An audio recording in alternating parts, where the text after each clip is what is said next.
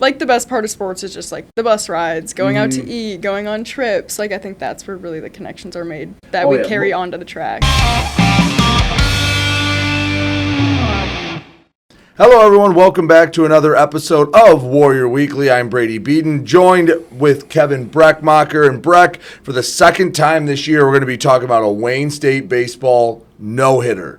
This time, a combined effort. Evan Langlois, in just his second appearance, first start in over a year after recovering from Tommy John surgery, opens, and then he hands it off to his old high school teammate, Philip Miller, to go the final 5 innings, and Wayne State no-hit Purdue Northwest in Game 2 of the 4-game series. Yeah, it was cool. We were out there calling that game Saturday, and you can kind of tell as the game was going on that maybe something special was going to happen. You had the one-hit batter when Miller came out of the bullpen at the top of the third. The first guy he faced, he hit, but that was the only base runner all game. Clean defense, the Warriors. I wouldn't say anything spectacular in the field to preserve the no-hitter, but Ty Garza made a really nice play. Garza and Blakita both made some nice plays. They made nice plays, and then Ty Garza made a really nice play in the 7th to lead off the inning to get the first out and kind of set the tone there for the 2 more outs to go for the no-hitter. But it was a special day. Those kids pitched well, and yeah, hey, a lot of times you go years without seeing a no-hitter. And Wayne State has 2 of them in the same year. That's pretty. What's that? Pretty 3 special. in the last 3, including a perfect game. Yeah, the Carter Fitzpatrick. I always joke Carter with a K. Fitzpatrick go with the perfect game a couple years ago. Also against Purdue Northwest. And then the 2 no hitters this year. Will Lowry at Parkside earlier this year. And then the combined no on Saturday. Great to see. They got to go out there and take their picture by the old Tiger Stadium auxiliary scoreboard out in left field, which was kind of cool with the 0 in the hit column. And just a great day. And overall, we'll talk a little bit more, probably coming up a little bit about the game yesterday. But overall, hey, a good weekend for Wayne State baseball. You win 3 of 4. You're probably out of the league race now at this point because Grand Valley just doesn't lose a lot of games. But you set yourself up really nice for a nice trip down to Florida this week, and then the league tournament starts in a week and a half. So it's a special time of year. Should be a fun month of May for Wayne State. Yeah, they went 4-1 overall. They beat Hillsdale in the midweek. You had a Ty Garza grand slam to take the lead, and they never looked back in that one. So they got a nice win against Hillsdale. After dropping one, they probably should have won at Hillsdale a week ago. Seemed like it was home run derby out there all weekend. There was a lot more power than we Sunday. Yeah, a lot of power. But even Wayne State had 2 home runs out of their 5. They did. Yeah, a lot of power over the Green Monster and left center as well. But it seemed like the Warriors, once the floodgates open, again, Tuesday was a rough start offensively, the first 5 innings for Wayne State against Hillsdale. And then once the 6th inning happened and Garza hits that grand slam, it was like the floodgates open. And then Friday, kind of the same thing in game 1, kind of a struggle a little bit, just a few runs the first few innings.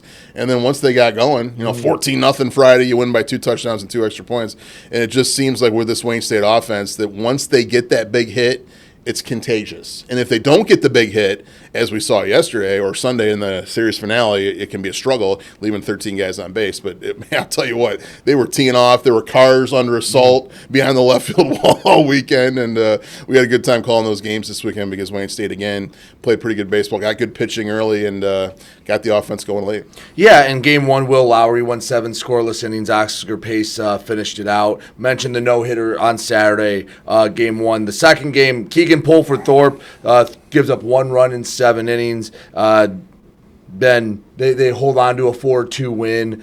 Pitching was really solid. Sunday was the one negative, but they still had won, 8 in a row at that point. Yeah.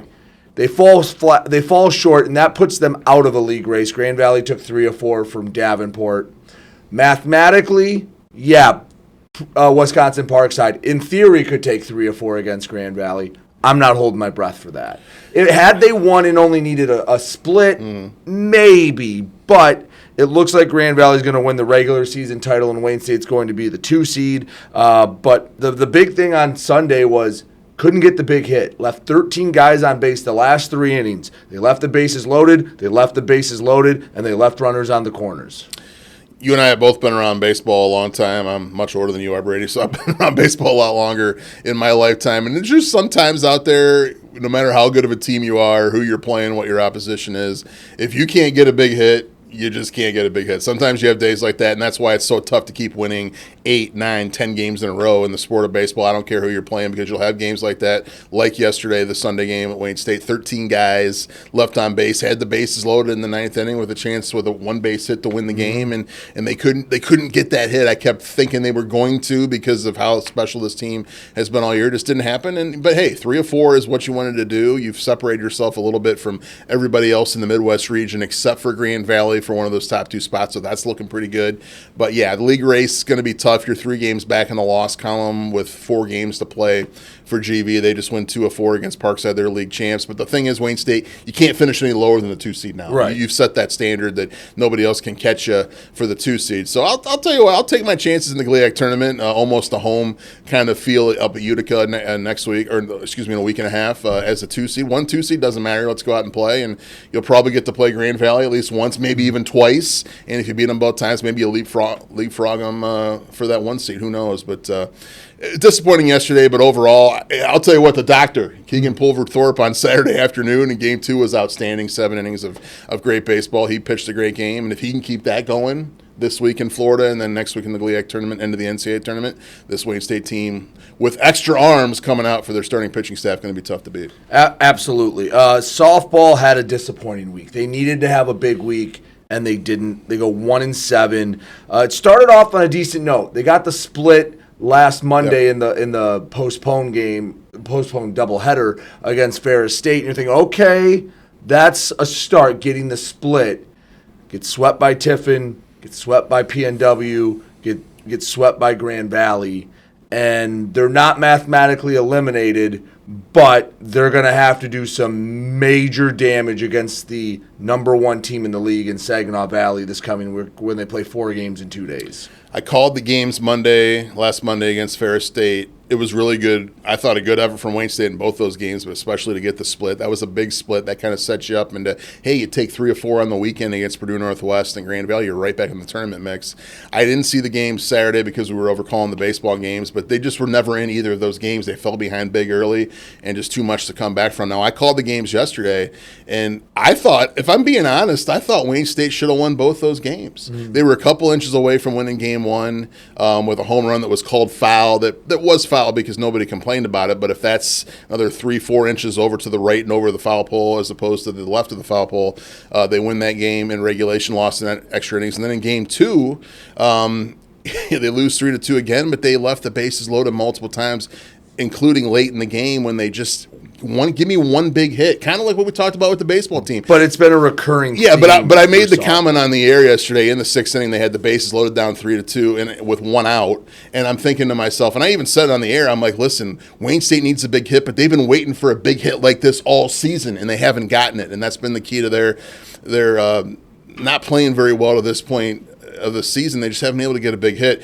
Costly home series for Wayne State with Purdue Northwest and Grand Valley, because you lose all 4. Now you're 2 games back of a tournament spot with 4 to go. You play the best team in the conference next week for 4. The kicker is you don't have any of the tiebreakers. You don't have any so of the tiebreakers. So you're essentially 3 back, or 2.5 back. And also the team you're playing, Parkside, who's 2 games ahead of you, is playing the worst team in the league in Roosevelt for 4 games too, so you can't really expect them to lose a lot either. So costly weekend. I say costly because not only on the field for Wayne State, but they're going to have to pay for a new window in the press box, too. So it's a big, costly weekend. You want to talk about that? Oh, my goodness. So, first of all, Breck was actually supposed to do baseball on Sunday. I was supposed to do softball.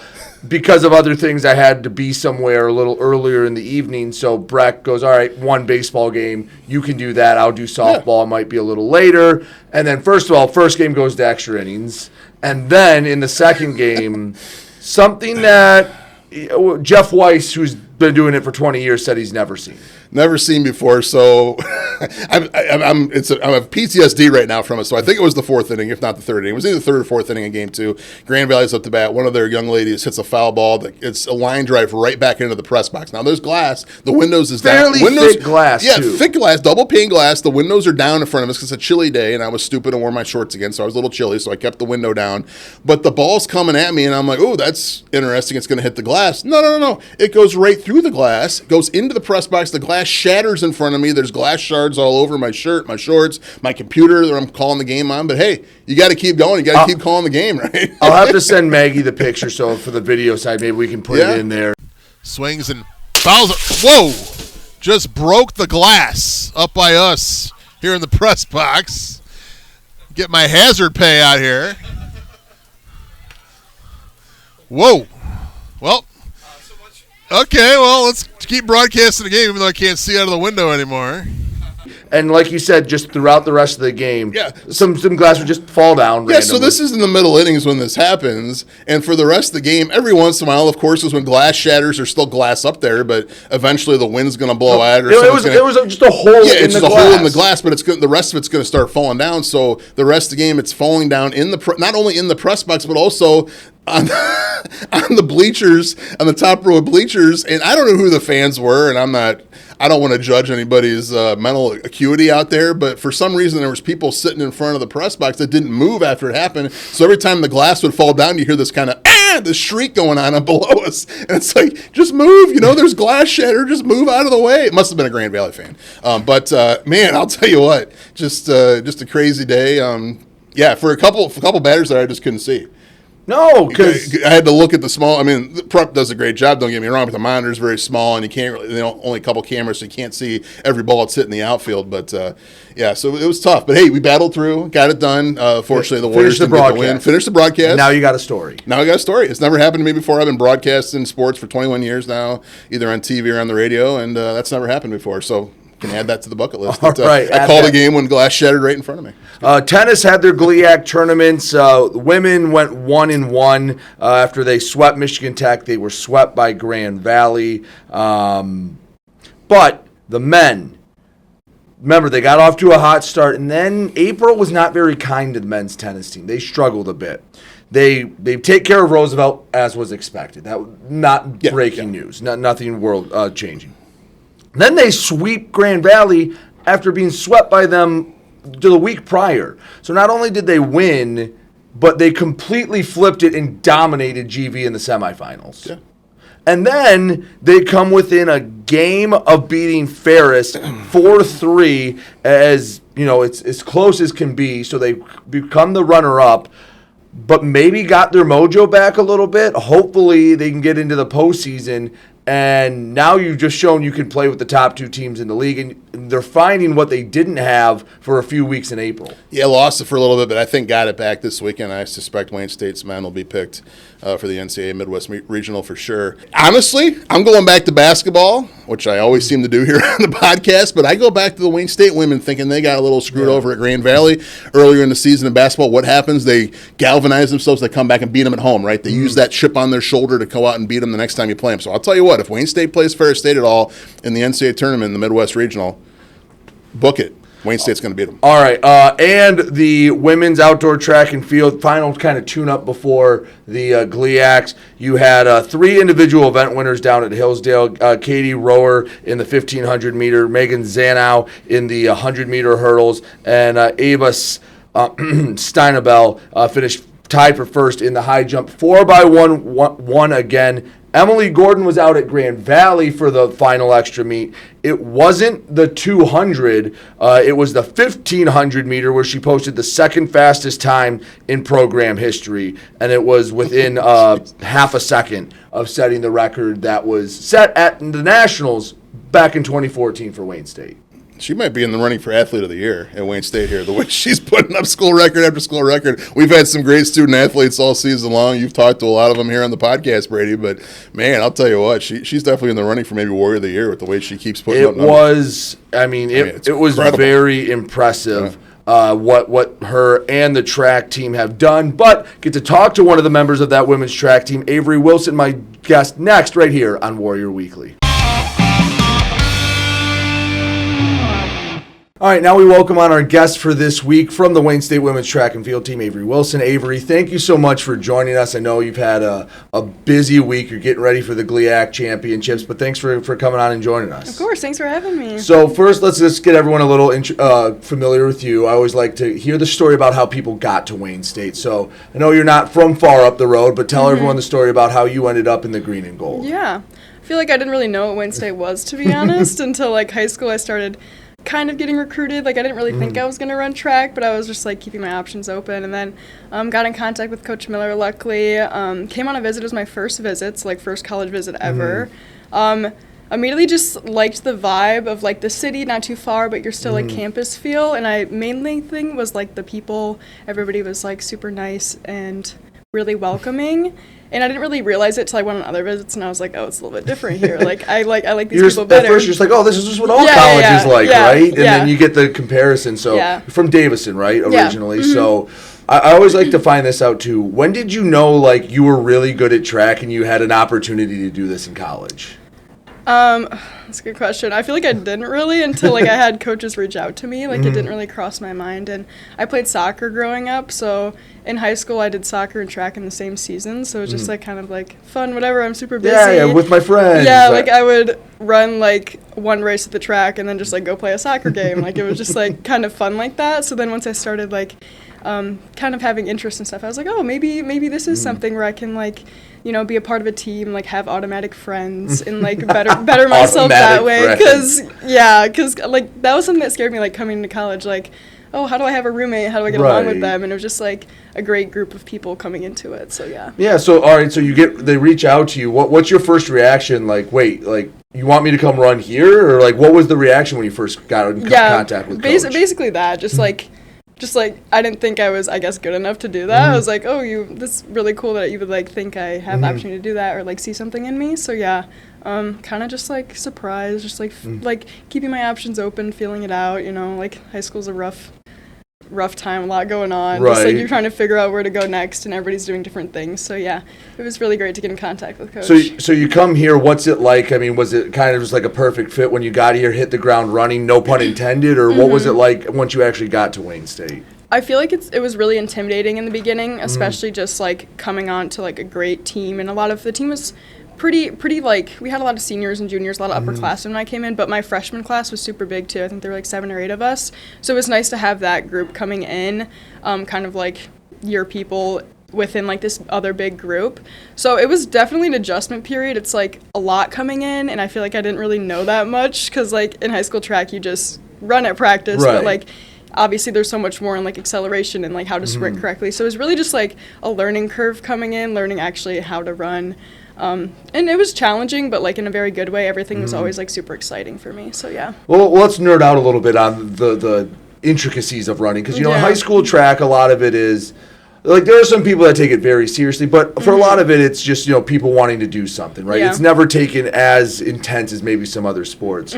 What was that shift like you mentioned, coming here and learning things that maybe you didn't know what you didn't know? What were some of the biggest ones of that you're like, oh, I've never thought about that, and it instantly kind of clicked and made you a better runner? Yeah, there were a lot. I feel like I came in kind of just not running super well. Like I was fast and I made it work, but it was just natural ability. It wasn't like efficient. Like I definitely wasn't reaching my full ability, I guess. But I think just like learning how to accelerate in general, like actually pushing up the track and like a block start, like we never, like in high school, I mean, like we learned them, but it wasn't it wasn't to the point we're doing now. So yeah, just like learning how to run and make it feel fast but not hard. Right. Kind of like just like being like really efficient and making it fun, kind of, instead of like you're just working so hard.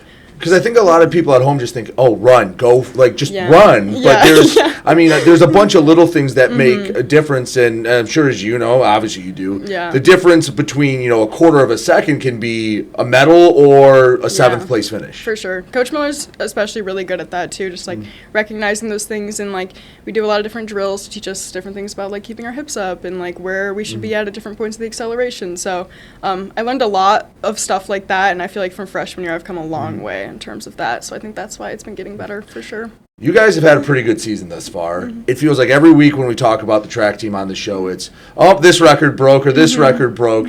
I mean, for you guys, is that something you're trying to just be your best, or are you guys like looking at these records going, we can get that one, we can get that one, oh, she can get that one, I can get this one? To be honest, I never really looked at them that much before. Like sometimes, like even in California, like I was just looking at all of them like for like the first time, just like you don't really know. Like sometimes we'll cross the line and be like, oh, was that it? Yeah. Like if it's one that like we're really working towards, I know it. But it kind of just comes with like time and just competition, really. Like in California, we had really good competition. So it's just like, even though we're all tired and ran other races, it's just like having that competition and drive. Then you cross the line, you're like, oh, yay. Right. Like, let's just keep doing it. So yeah, I feel like it's been kind of that idea. Well, and in other sports like soccer, like if you know the record's 50 goals in a season, you kind of feel the progression up to it, where in track, it's one really good event and it's, oh, that time was lower than what it was. Yeah. So there's not really that natural dramatic build up to it. It's just, oh, we were just the best. Okay, that's cool. Yeah. And you hope to be the best for a while, for sure. Like once you break that record, it's kind of like, all right, that's good. Like, what else can we do? Let's keep this going. Like Emily Gordon breaking the 800 record like every week. We've joked, like I just told Jeff, like he needs to just not put a time in, just put Emily's name, and then at the end of the season, whatever her best time was, just put it there. They need like a graphic template for her because otherwise it's just Emily on there. So because she did it for like 3 straight weeks, which is not normal to do. No, it's really not. It's crazy. So you guys, mentioned you had a great season. You did say you went out to California. What was that like? Because, you're running around the Midwest, maybe not the best conditions, and then near the end of the season, you go out to California. You mentioned the competition. Walk us through that trip and, why it helped you out so much. Yeah. The weather was really great. In past years, we didn't have great weather, so especially for sprinting, it was like 85 and sunny. So the track was hot, we were all warm. And it's just like seeing different teams you don't know. Like a lot of times we'll race against the same teams and like we know this person runs that, but it's just seeing these other teams and like other athletes, I feel like, and it's a very well-organized competitive meet, especially Brian Clay. So it's just like, that you're going to have good competition, kind of just like putting the times aside, you're just going to go run your best race. So it was like 3 or 4 days of competition, 3 or 4 different meets, kind of just shuttling people everywhere.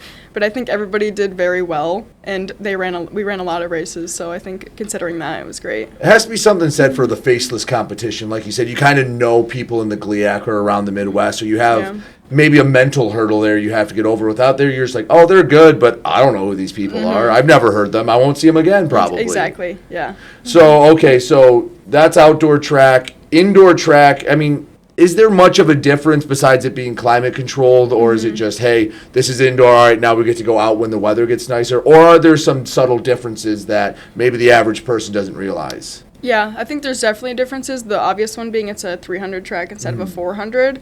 So especially for like the 200 and the 400, racing's a little bit different. So for the 4, you're in your lane for a little bit and then you cut in, so you're actually running right behind people, by people. Whereas like an outdoor 400, you're in your lane the whole time. So that's a little bit different, a little bit more tactical, I feel like. Same with the 200, you're starting on the straight instead of the curve. It feels like most people prefer outdoor, but I think I like indoor a little better. Just like, obviously outdoor meets are very fun and there's a lot of energy, but indoor it's just like so loud and competitive, and I just feel like you can block everything out and just race. But this outdoor season has been really good for me, so I like them both. I would say the indoor season is definitely like longer too. Like we get to outdoor and it's like boom, boom, boom. Oh, spring sports are a sprint. And you're done? Yeah. Yeah, but like indoor, it is definitely a longer season. So, and we're mostly at Saginaw, so it gets a little bit repetitive. But like, I'm so glad Saginaw has a great facility, so we love going there. Just so if people listen at home, Avery, you're a sprinter, right? You basically told me everything 400 and below is what you run. So people listening that are meeting you, they understand you're one of the fast, the quick fast ones, not the long fast ones. I guess so, yeah. I guess we'd put it that way, yeah. All right, so getting ready for the GLIAC tournament, what is it like? What's your run up? What does Coach have you doing getting ready for the biggest meets? Is it, trying to ramp you up or give you a little rest? Because there's not really much of a break between outdoor and indoor. You may have maybe a couple weeks, but it's really one long extended season. What does the prep look like for a GLIAC championship meet? They always say like the hay's in the barn at this point. Like we've made it this far into this season. There's really, especially with running, there's not much you can do, like just keeping your body healthy. So just like not super ramping things up, keeping things like really light, rhythmic, just like reminding ourselves of those rhythms. So this week is going to be like pretty light in the weeks past, especially with our competition days are like our hard competing days. So we'll have a few like good workouts in the week, and then like most of them are just like, just being rhythmic and like reminding yourself of those cues. So yeah, pretty chill right now, leading up to like the big event. So yeah, I have to imagine like most of the hard work has been the off season, and then this is showing off what all that is, right? Yeah, definitely. Our fall season is like our hard training season. So when we come back from September to like December, basically, November, we're getting outside and doing those hard workouts. So yeah, that's basically like our foundation, and then we just keep building upon that. All right, so we've talked about Avery, the track runner. Let's talk about Avery, the student, what you want to do going on. What are you studying here? What's something you want to do, when you do graduate? Yeah, I'm going to graduate with my bachelor's in nutrition and food science and my minor in exercise science because I had to hit the double whammy of all the sports things. And then I'm going to get my master's in clinical nutrition at a school in Missouri. Awesome. So yeah. So what's the goal, 5-10 years down the road? What do you want to be doing with all that stuff? I want to be a dietitian. I'm not sure where yet. I would love to be in sports because it feels like home to me. And I feel like I've learned a lot, like especially myself, just like certain things to eat and like how hard it actually is to manage your time and just like the routine aspect of eating. So hopefully if I can get into sports, I would love that. If it was like pro, college, anything really, that'd be great. So we'll see though. I'm excited to like keep learning though and figure stuff out about that. Well, it is something that it's hard to explain to someone who wasn't an athlete to understand just the time, and especially like you're flying to California and back, you're trying to balance school and, like you said, you're hitting everything in the sports department and the dietitian stuff. Yeah. So you understand how it would be to, in theory, someone can say, yeah, here, eat this, eat that, but it's not just as simple as you're not always going to have a fully stocked fridge. Oh, yeah. Yeah, you're like a pro team. Yeah, they have someone on site that say, here, eat this, and they have a chef. College kids might not have all that, so I guess you'd have the experience of knowing how to help them out with maybe not unlimited resources. And we don't have money, so it's like you see these people like, oh, I eat this, I'm like, ooh, yeah, that's not gonna fit in the grocery bill. So it's kind of just like making it work with what you have, and I think we've done better. Like my time here, like Wayne State in the nutrition department, having like dietetic interns and nutrition resources, the power packs this year. So that's all been great. And you see, I'm sure even since you first got here, little things that keep adding up that give you that little edge. What do you think some of the improvements you've seen over your last few years here that have maybe helped you the most on the off the track stuff? Ooh, that's a good one. I think everything student athlete support services is doing, just in like, especially with SAC, we're having like the mental health weeks, the therapy dogs, just like having more support available for that, and with like Podium X with like networking and things like that. I think we have like a very wide range of things, and like we're hitting all departments to like help everybody succeed as much as they possibly can, especially with like I know some people go to like conferences and things like that. Just like little stuff like that. Social media team, I think it's just helping us like get our name out and helping everybody feel more included in general. Really show off what it all means. Like obviously, everyone can go online and look at what Avery ran in the 100-meter dash, but to see what she's doing, like learn your dietitian, meeting the people in the field, and really broadcasting out there what Wayne State can do for everyone. Yeah, I feel too like on the academic side of it, my professors have always been really lenient, and like if they see an athlete, they're like, let me know if you need an extension, or let me know if like, and kind of just like reaching out and asking like, how is your competition? So that makes me feel like very nice and included. I'd say, at least in my experience, 95% of professors are usually very easy to work with, and if you have an issue, as long as you communicate with them and show up to class, they're very easy to work with. For sure, yes. So that has to make life easier for you and your team being over there, especially because I have to imagine now that you're getting into probably some of the harder classes for you. Can't afford to miss as many classes as maybe those prereqs you have earlier in your career. Yeah, I think too our coaches do a good job working with us, knowing that like we are a student before an athlete, so working with us if we're like missing practice and finding a different time to practice. So that has helped a lot, take a lot of stress out, just knowing like they're not going to be mad at us because we have to go to class. Right. So yeah. So you mentioned, earlier in the interview about how, it was a little nervous coming in with a very older team, and when you were a freshman, probably doesn't feel like that long ago you were there. Now you're one of the ones that, is bringing in the young group. What do you say to them? How do you try to help assimilate them to Wayne State with that big change, whether they're coming from down the road or they're coming from a completely different part of the state? How do you help the young people, and what advice do you give the recruits coming here? That's a good question. A lot of the times I feel like our team's just really good at fostering like a full connection between all of us. So really just like when they come in, just asking questions, like making sure they're doing okay in their classes, if they need help with anything. And I think we do a great job on our team not like separating people, like especially by the end of the year, like everybody is best friends with everybody. So I think just like working alongside them and like maybe just like along the way, not like sitting down and being like, this is what you need to do, this is what I did. Just like, I feel like I learned things just like watching people do it. Right. And how they handled like adversity.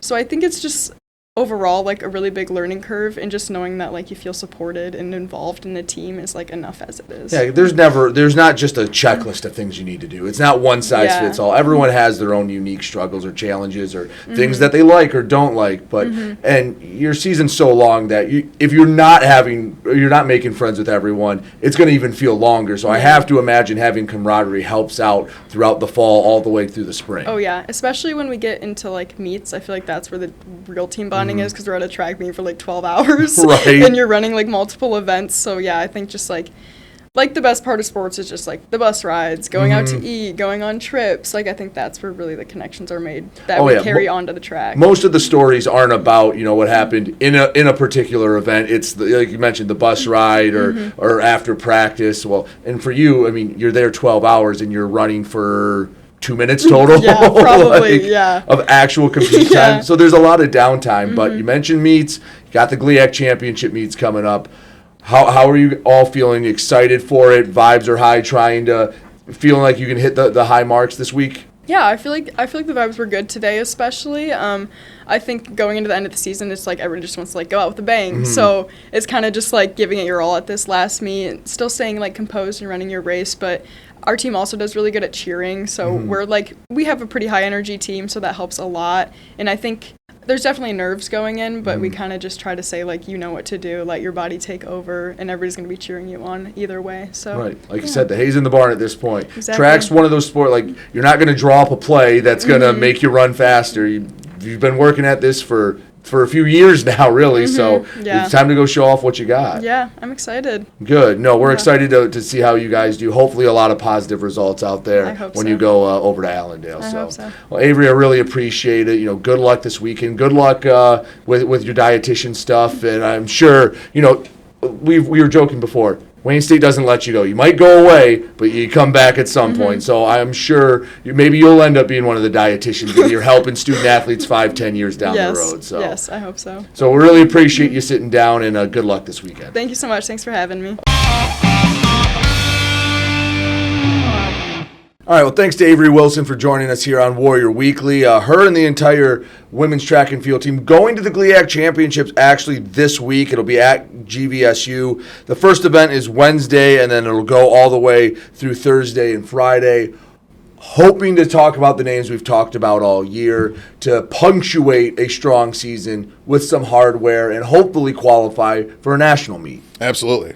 Hopefully they can keep it going here the next couple of weeks, and they've had some great success in meets so far this year, and hopefully they keep it going. By the way, I want to mention that if you haven't listened to some of these interviews that Brady's done on the podcast, they've been really outstanding. Very good job, Brady, by the way. But it's always great to hear from the student athletes, getting them kind of out of their comfort zone a little bit with just talking sports or school and kind of asking them questions about their social life, pop culture, especially the international students you've talked to. You've done a great job with that. That's the interesting part. And I'll tell you what, I took 4 years of Spanish in high school. My wife and I have some Spanish-speaking friends now, and it's just so tough to communicate with them, even though I took 4 years of Spanish. But for these international students to come in here, English is their second language, and have a full sit-down interview with you and do a great job. It's just outstanding. I've enjoyed every second of it. Not just the international students, but all the student athletes you've interviewed so far and the coaches. Just kind of getting them off there, asking them about game stuff, or what's the game plan here, or how's this player playing here, or how are you going to approach playing in this game, just kind of getting them out of their comfort zone and talking about just normal stuff. It's been really cool to watch. Yeah, and two of the coaches we talked to in baseball and softball earlier in the year. Baseball, they go down to Rollins, but this feels kind of like a tune-up. I mean, I don't think, the locker room's going to say, like, these don't matter, because they do. It affects a little bit of the regional rankings, but it's not as impactful. But they're another ranked team. Yeah. You're going down there, and no disrespect to Roosevelt or Purdue Northwest, but those aren't the type of teams you're going to be playing in a potential GLIAC championship game, in a potential regional. Kind of a way to sharpen your teeth again, because they had a gauntlet early when it was Davenport, Grand Valley, and Saginaw Valley back to back to back. Those were some pretty intense games. Haven't been as much, so I like going down there. It's going to be a balancing act between, hey, we're going to go play a ranked team at their place for the last week of the season, and let's make sure we get our guys ready for the GLIAC tournament? I think you bring up a great point, Brady, because the schedule was really front-loaded for Wayne State, especially in the league with Grand Valley, Davenport, Saginaw Valley, the first, and Parkside as well, the first 4 series. Then you had Roosevelt and Purdue Northwest to kind of wrap it up. Hillsdale, they split with them. Hillsdale's around a 500 team, not bad by any means, but not the level of competition you're going to see in a GLIAC semifinal or GLIAC championship game, and of course in the NCAA Midwest Regional. Rollins is a very good program. They're a top 20 team, like you said. They have a very good record, a lot of history down there. I researched them a little bit because I'm actually going down to Florida this week on Thursday night. I'm flying down there to see my parents in the Tampa Bay area. And I think my dad and I are going to go over and watch them play on Sunday in the Orlando area against Rollins. He's looking forward to it, too. It's about a 2-hour drive, so we'll make the trip over there to watch Wayne State play. And it's going to be a really good series, I think, to kind of fine-tune some things heading into the GLIAC tournament. But to play some better teams, your pitching staff's going to be facing better hitters, and your hitters are going to be facing better pitchers. So you're gonna get the competition and get that level of play you need, hopefully at that level, to get to the GLIAC tournament next week and do a good job. And I'm looking forward to seeing them play down in Florida. It's funny because you think early May in Florida, you're probably looking at 90, 95 degrees. It's just going to be blazing hot. Actually, the forecasted temperatures for the Orlando area all weekend are in the low 80s, which it's warm. Well, my grandpa, who lived in Florida all his life too, basically said, there's a difference between the Florida sun and an Ohio sun or a Michigan sun. So it's still going to be a lot hotter. 83 in Michigan this time of year is not the same as 83 in Florida this time of year with the sun. So it's still going to be hot, but not maybe as hot as they thought it was going to be. So that'll help too, not to maybe hopefully gas Wayne State with 4 games in the dreadful heat coming back to play. In probably some pretty cool conditions, looking at the extended forecast, mid to high 50s next week for the GLIAC tournament. It's supposed to be a little cooler here the first part of May in Michigan. So it's going to be a little climate shock going from down there to up here. But it should be fun. I can't wait to watch them play in a 17 hours away from home in Orlando. They should have a good time down there in the sun and hopefully get some wins and keep it going because it's really looking good right now, Brady. We kind of hinted on that a little bit in the first segment of the podcast, but everybody in the GLVC who was kind of competing with Wayne State for one of those top 2 spots in the region lost at least 1 game. Some of them lost 3 games this weekend, which Wayne State lost a game too, but you've kind of separated yourselves a little bit with no region games left except for the GLIAC tournament. You look to be in pretty good shape. I don't want to guarantee anything because the first actual rankings come out this week. They're going to be ranked 1 to 10 as opposed to just alphabetical order. Wayne State, I think, will probably be 2 for sure. Probably won't be 1. Grand Valley has separated themselves a little bit at this time for 1. We'll see what they do this week and then the GLIAC tournament. But you want to be top 2, obviously, to host. I think Wayne State has a really good chance right now. I'd put it maybe 80-85% to host one of those 2 regionals. All right, so they'll be down in Florida. Softball, as we mentioned, they have Saginaw Valley. They have to play in 4 times in 2 days. They need at least 3 wins. It's a tall task. Saginaw Valley's been really good this year. We knew they would. They have 2 dominant pitchers. Have to find a back up against the wall. Backs are up against the wall. You have to win at least 3, probably 4, and then really hope for Roosevelt to give you some help, which don't know if that'll. You just got to take care of business. You got to take care of business yourself, and then worry about. And then you can check the scoreboard. You haven't. Wayne State baseball, had they won, they had earned the right to scoreboard watch coming into the weekend, and softball has not. Take care of business. Hey, even if you split the Friday games up there, you then earn the right to at least keep an eye on what's going on somewhere else. But if you don't at least split on Friday, it doesn't matter what happens between Parkside and Roosevelt. If you're Wayne State, and I know this is crazy because they just lost all 4 games at home this weekend and both games yesterday, bottle up the game plan that you had yesterday against Grand Valley. 2 1-run losses, one of them in extra innings. Again, I said in the first segment they probably should have won both games. Bottle that up, and then you just hope you can finally get that big hit that you've been waiting for all year, at least a couple times. So bottle up that defensive and pitching performance from both those games against GV, who's a very good team too, by the way, and then hopefully at some point get a big hit. If that happens, give yourself at least a puncher's chance, right? And it does. But, as a lot of people tell you, hope is not a strategy. Hey, I'm Mr. Glass half you full are. here, whether it's football, basketball, whatever. I don't care what sport you're talking about when I call games here at Wayne State. But it's a pretty monumental task for Wayne State. Don't want to totally discount them because, again, until you're totally eliminated, you still have games to play that mean things. But yeah, it's going to be very tough. But they just have to do the little things. Just pitch well, solid defense, keep it low scoring, and just hope you can get that big hit. All right. I don't think a lot of hope, at least on the men's side for tennis. The selection show will be next Monday. Hopefully we know by the time we record. But tennis will find out on May 4th if they're playing in the postseason or not. Yeah, I think the men definitely. The women are probably right on the board. Right on the bubble. Number 9 coming into the week. They split in the GLIAC tournament. It's going to depend on what everyone else did. Yeah, it's going to be tough for the women to maybe get in, but I think the men are probably in for sure. And like I said, can they use that chip on their shoulder for maybe thinking they got a tournament championship robbed from them to go out and maybe do some headway in the Midwest tournament? Because that's why you play the tough schedule, right? We talked about this back in February and March. This is why you play the tough schedule early. That's why you go down south around spring break and play some tough competition to get yourself ready for an NCAA tournament situation. We saw Wayne State play very well last week in a tournament situation. You lose 4-0 to Grand Valley the week before, you come back and you sweep them in in a tournament spot when it's do or die. So I like Brian Morrow's team's chances to hopefully advance pretty far in the NCAA tournament. All right, next week we'll be talking about where Wayne State baseball is in the GLIAC tournament. Hopefully talking about tennis in there, give you the recap on the track and field GLIAC championships and more. Thank you so much for listening to this week's edition of Warrior Weekly with Brady Beedon and, as always, Kevin Brechmacher.